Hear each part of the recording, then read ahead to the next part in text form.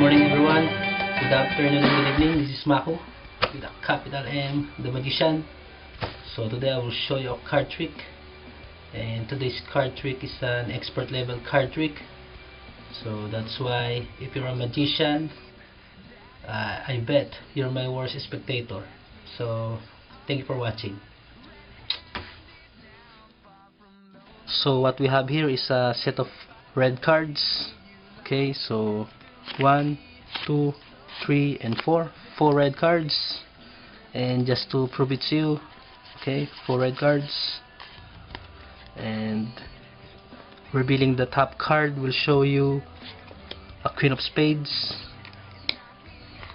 and the second top card will also show you a Queen of Spades, and the third card will also show you a Queen of Spades, and the last card will also show you a Queen of Spades.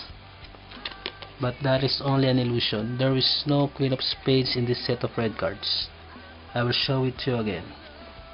So 1, 2, 3, and 4. No Queen of Spades. And revealing the top card is a two of hearts. Okay. And a set of 4 red cards and a Queen of Spades. So thank you for watching.